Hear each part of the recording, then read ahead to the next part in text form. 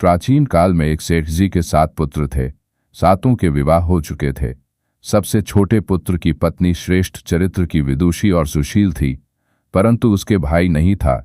एक दिन बड़ी बहू ने घर लीपने को पीली मिट्टी लाने के लिए सभी बहुओं को साथ चलने को कहा, तो सभी डलिया, खर और मूस की बनी छोटी आकार की टोकरी और खुरपी लेकर मिट्टी खोदने लगी।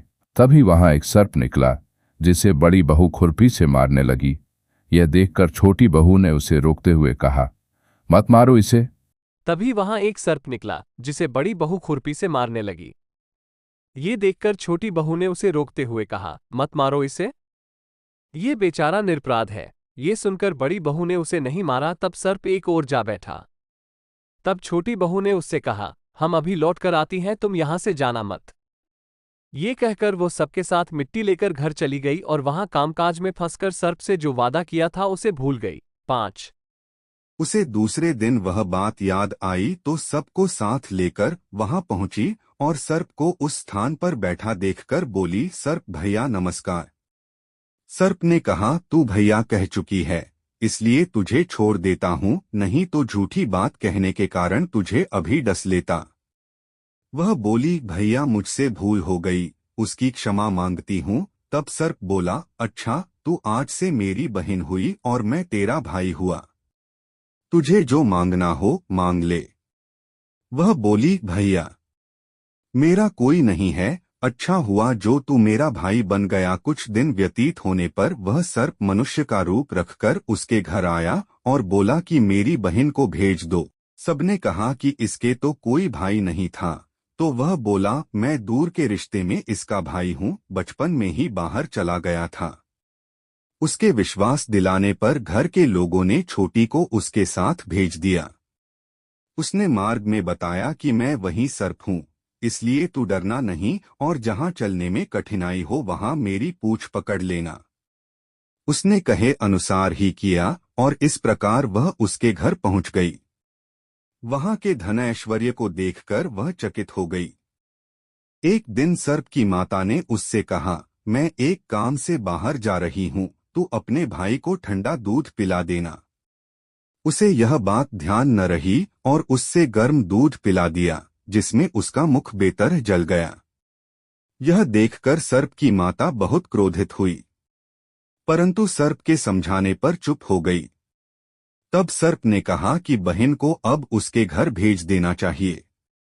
तब सर्प और उसके पिता ने उसे बहुत सा सोना, चांदी, जवाहरात, वस्त्रभूषण आदि देकर उसके घर पहुंचा दिया। इतना ढेर सारा धन देखकर बड़ी बहू ने ईर्ष्या से कहा, भाई तो बड़ा धनवान है, तुझे तो उससे और भी धन लाना चाहिए।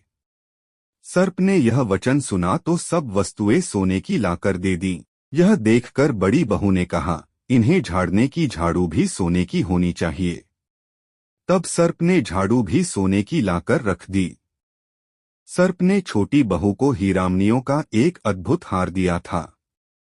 उसकी प्रशंसा उस देश की रानी ने भी सुनी और वह राजा से बोली कि सेठ की छोटी बहू का हार यहाँ आना चाहिए। राजा ने मंत्री को हुक्म दिया कि उससे वह हार लेकर शीघ्र उपस्थित हो। मंत्री ने सेठ जी से जाकर कहा कि महारानी जी छोटी बहू का हार पहनेंगी, वह उससे लेकर मुझे दे दो।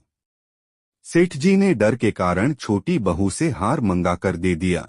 छोटी बहू को यह बात बहुत बुरी लगी। उसने अपने सर्प भाई को याद किया और आने पर प्रार्थना की, भैया रानी ने हार छीन लिया है, तुम कुछ ऐसा करो कि जब वह हार उसके गले में रहे तब तक के लिए सर्प बन जाए और जब वह मुझे लौटा दे तब हीरों और मणियों का हो जाए। सर्प ने ठीक वैसा ही किया। जैसे ही रानी ने हार पहना वैसे ही वह सर्प बन गया। यह देखकर रानी चीख पड़ी और रोने लगी। यह देखकर राजा ने सेठ के पास खबर भेजी कि छोटी बहू को तुरंत भेजो। सेठ जी डर गए कि राजा न जाने क्या करेगा। वे स्वयं छोटी बहू को साथ लेकर उपस्थित हुए। राजा ने छोटी बहू से पूछा, तूने क्या जादू किया है, मैं तुझे दंड दूंगा। छोटी बहू बोली, राजन धृष्टता क्षमा कीजिए, यह हार ही ऐसा है कि मेरे गले में हीरों और मणियों का रहता है और दूसरे के गले में सर्प बन जाता है। यह सुनकर राजा ने वह सर्प बना हार उसे देकर कहा, अभी पहनकर दिखाओ।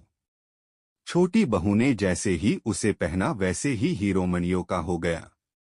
यह देखकर राजा को उसकी बात का विश्वास हो गया और उसने प्रसन्न होकर उसे बहुत सी मुद्राएं भी पुरस्कार में दी। छोटी वह अपने हार और इन सहित घर लौट आई। उसके धन को देखकर बड़ी बहू ने ईर्ष्या के कारण उसके पति को सिखाया कि छोटी बहू के पास कहीं से धन आया है। यह सुनकर उसके पति ने अपनी पत्नी को बुलाकर कहा, ठीक ठीक बता कि यह धन तुझे कौन देता है। तब वह सर्प को याद करने लगी। तब उसी समय सर्प ने प्रकट होकर कहा, यदि मेरी धर्म बहन के आचरण पर संदेह प्रकट करेगा तो मैं उसे खा लूंगा।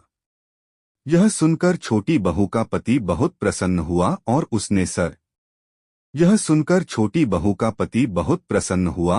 उसने सर्प देवता का बड़ा सत्कार किया। उसी दिन से नागपंचमी का त्योहार मनाया जाता।